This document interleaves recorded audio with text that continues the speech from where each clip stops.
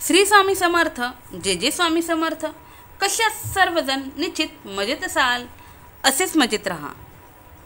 पहा, पैसा कुणाला नको आहे? प्रत्येकालाच पैसा हवा आहे. अगदी लहानांपासून वृद्धांपर्यंत प्रत्येकालाच पैसा हवा असतो. कारण पैशाशिवाय आजकाल दुनियेमध्ये पानही हलत नाही आणि समाजातही जिकडे घुगऱ्या तिकडेच उदो उदो असं म्हटलं जातं. म्हणून पैसा असणं गरजेचं आहे. प्रत्येकजण म्हणतो पैसा कशासाठी लागतो? पैसा काही गरजेचा नाही, माणसं महत्त्वाची. पण नाही, वेळेला असं समजतं की पैसाही तितकाच महत्त्वाचा आहे.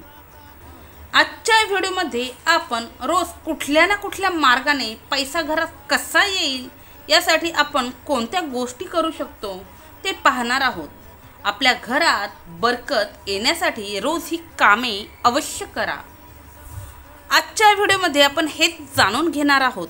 तत्पूर्वी जे कोणी आपल्या चॅनलवरती नवीन असाल, अजून आपल्या चॅनलला सबस्क्राईब केले नसेल तर आपल्या चॅनलला सबस्क्राईब करा, बेल आयकॉन ऑन करा, जेणेकरून असे छान छान व्हिडिओ तुमच्यापर्यंत येतील आणि तुमच्या जीवनाचे सोनं झाल्याशिवाय राहणार नाही.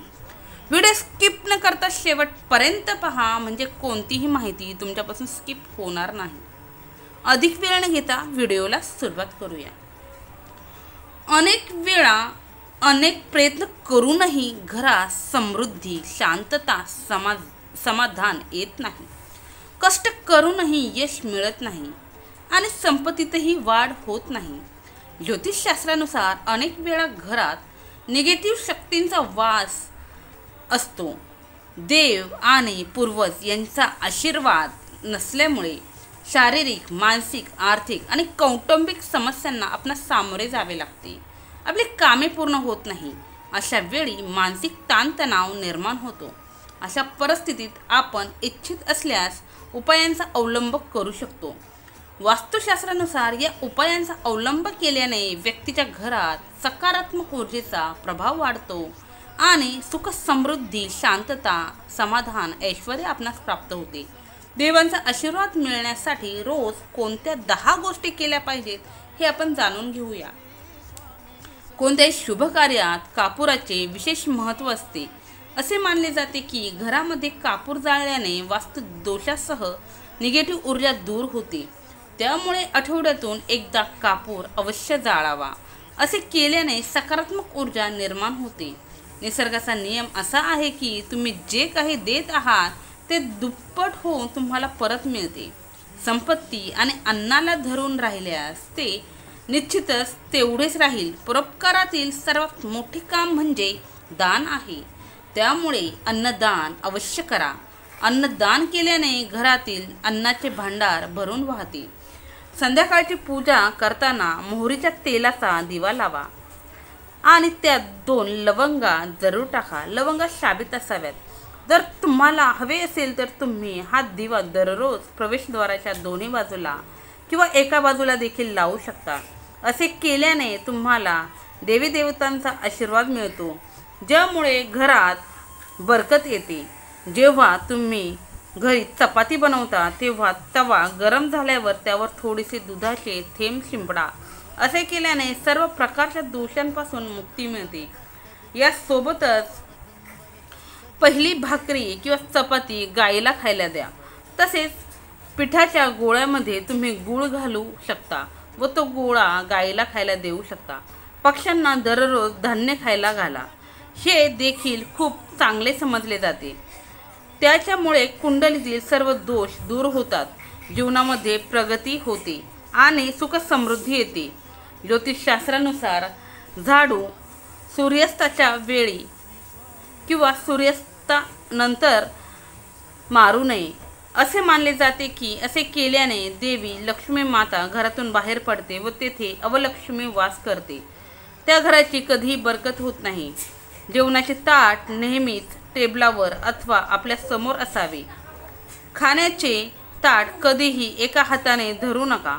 असे केल्याने ते अन्न प्रेत योनीमध्ये जाते. जेवल्यानंतर ताटामध्ये हात धुवू नका. ताटात अन्न कधीही शिल्लक ठेवू नका. जेवल्यानंतर अन्न स्वयंपाकघरात ठेवावे. बेड किंवा टेबलाखाली कधीही ठेवू नये. रात्रीच्या वेळी घरात खरकटी भांडी ठेवू नका. जेवण्यापूर्वी देवी देवतांची प्रार्थना अवश्य करा. जेवताना बोलू नका, रागवू नका. रात्रीचे जेवण कुटुंबियांसह बसून करा. जेवताना विविध आवाज काढू नका. रात्रीच्या वेळी दही सेवन केल्यास माता लक्ष्मीचा अनादर होतो. ज्यांना समृद्धी हवी आहे त्यांनी रात्रीच्या जेवणामध्ये दही सेवन करू नये. अन्न नेहमी पूर्वेकडे आणि उत्तरेकडे तोंड करूनच घ्यावे.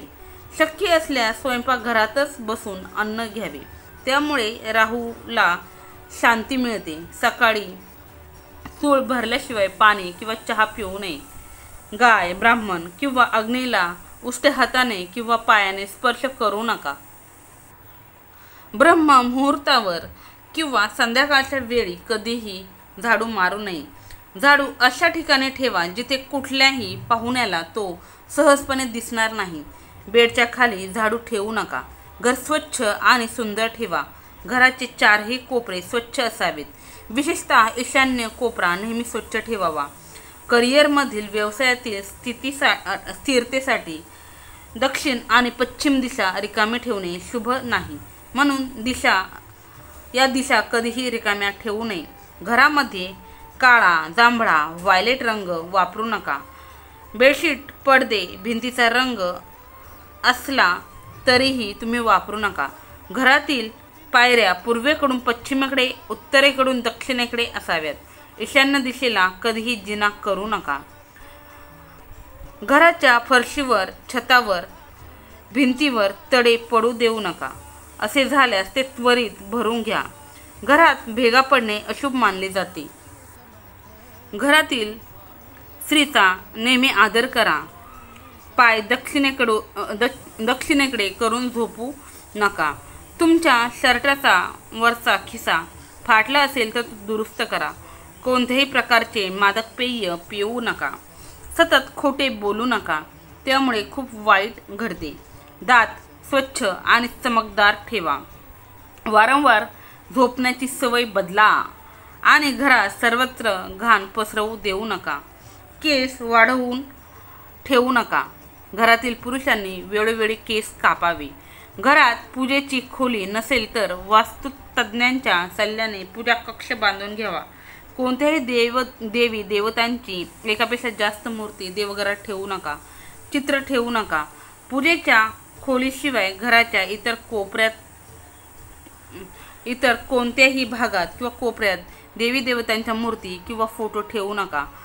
कोणत्याही देवी देवतांचे चित्र अशा प्रकारे लावू नका की त्यांचे चेहरे समोरासमोर येतील. तिजोरीत पिवळ्या कपड्यात हळदीची गाठ बांधून ठेवा. काही कवड्या आणि चांदी, तांबे इत्यादीची नाणे ठेवा. थोडे तांदूळ पिवळे करून तिजोरीत एका पोटलीमध्ये ठेवा. तिजोरीत अत्तराची बाटली, चंदनाची किंवा अगरबत्तीचे पाकिट सुद्धा ठेवू शकता, जेणेकरून सुगंध दरवळत राहील. देवतांना अर्पण केलेली फुले आणि हार सुकल्यानंतर घरात ठेवू नका. संध्याकाळच्या वेळी निगेटिव्ह शक्तींचे वर्चस्व जास्त असते. या काळात खालील गोष्टी कधीही करू नका असेही सांगितले जाते. संध्याकाळच्या वेळी झोपणे, अति खाणे, शिवीगाळ करणे, भांडण करणे, दारू पिणे, खोटे बोलणे, रागावणे, रात्रीच्या वेळी स्त्रियांचा अपमान करणे, रात्रीच्या वेळी प्रवासाला निघणे, खोट्या शपथा घेणे,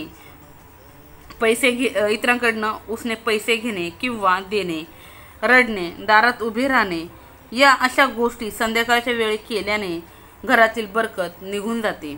दारू पिणे, अपमान करणे, अति उत्साही होऊन खाणे, अनैतिक कृती करणे अशा गोष्टी केल्यानंतर आपले पैसे हॉस्पिटल आणि आजारपणात खर्च होतात. जर तुम्हाला अपार संपत्ती हवी असेल तर सर्वप्रथम हनुमान महाराजांकडे तुमच्या पापांची क्षमा मागावी. दररोज हनुमान चालीसा वाचावी. 5 मंगळवार विड्याच्या पानांवर पिठाचा दिवा लावावा. हनुमान महाराजांनी तुम्हाला आशीर्वाद द्यावा यासाठी तुम्ही हा उपाय करू शकता. आणि सर्वात प्रथम आधी घर आणि तुमची ग्रहस्थिती जी काही आहे ती सुधारेल आणि मग धनकमाईचा मार्ग देखील तुमचा खुला होईल. घरातील वस्तू वास्तुशास्त्रानुसार ठेवा. दररोज घर स्वच्छ आणि नीटनेटके ठेवा. घरात हरिपूजा, घराबाहेर स्वस्तिक बनवा, त्यामध्ये कुंकू हळद घाला आणि देवाची आरती करा. यासोबतच जे लोक उंबरठ्याची पूजा करतात तेथे देखील माता लक्ष्मी नेहमीच वास करते. त्यांनी रोज सकाळ संध्याकाळ कापूर जाळून घरातील वातावरण सुगंधी करावे. उंबरठ्याजवळ तुपाचा किंवा तेलाचा दिवा लावावा. त्यांच्या घरात माता लक्ष्मी नेहमी वास करेल. घराबाहेर कुंकू वाहावे. जेथे तुम्ही रांगोळी काढली आहे तेथे स्वस्तिक काढावे. पिवळी फुले आणि अक्षदा अर्पण करावीत. घरात लक्ष्मीचे आगमन होईल. पिंपळाच्या झाडाखाली देवांचा वास असतो. पिंपळ वृक्षाला फक्त शनिवारी हात लावावा. शनिवारी पिंपळाच्या झाडाला स्टील किंवा चांदीच्या भांड्यात काळे तीळ, तेल, गंगाजल, कच्चं दूध, मध आणि गूळ अर्पण करावा. तसेच मोहरीच्या तेलाचा दिवा लावावा. दर शनिवारी हे काम करत राहिले तर हळूहळू निगेटिव्ह ऊर्जा दूर होईल. पिंपळाच्या झाडाजवळ तेलाचा दिवा लावा. मग घरी परत या. मागे वळून पाहू नका. आर्थिक लाभासह प्रत्येक वाईट शक्ती देखील दूर राहतील. माता लक्ष्मीचे ध्यान केल्यानंतर कपाळावर शुद्ध कुंकवाचा टिळक लावा. आर्थिक लाभाची बातमी निश्चित तुम्हाला मिळेल. भगवान विष्णू, माता लक्ष्मी आणि कुबेर महाराज यांचा आशीर्वाद मिळवण्यासाठी आपल्या तिजोरीत किंवा कपाटामध्ये पाकिटामध्ये 3 नाणी ठेवा. तुम्ही 3 नाणी घराच्या मंदिरात लाल कपड्यामध्ये बांधून देखील ठेवू शकता. ही 3 नाणी 1 रुपयाची नाणी जरी असतील तरीही चालेल, काही हरकत नाही. असे केल्याने आपले भाग्य उजळते. सर्व संकटांपासून आपल्याला मुक्ती मिळते. वास्तुशास्त्रानुसार माशाची चांदीची मूर्ती घरात ठेवल्याने घरात सुख शांती राहते. वास्तुशास्त्रानुसार अष्टदल कमल बनवून घराच्या ईशान्य कोपऱ्यात ठेवा. मंगल कलश स्थापित केल्याने धन समृद्धी येते. त्यासाठी कलशातील पाणी भरून तांब्याचे नाणे त्यामध्ये टाकावे. त्यावर आंब्याची पाने ठेवावी, नाही ठेवली जरी चालतात, आणि त्यावरती एक नारळ ठेवावा. हा मंगल कलश घरामध्ये असणे खूप महत्त्वाचे आहे. निश्चित सांगितलेली माहिती, सांगितलेले उपाय तुम्हाला आवडले असतील. व्हिडिओ कसा वाटला हे कमेंट्समध्ये सांगायला विसरू नका. तसेच कमेंट्समध्ये श्री स्वामी समर्थ महाराज की जय असं लिहायलाही विसरू नका. झालेली सेवा स्वामींचरणी रुजू. श्री स्वामी समर्थ. जय जय स्वामी समर्थ. श्री स्वामी समर्थ महाराज की जय.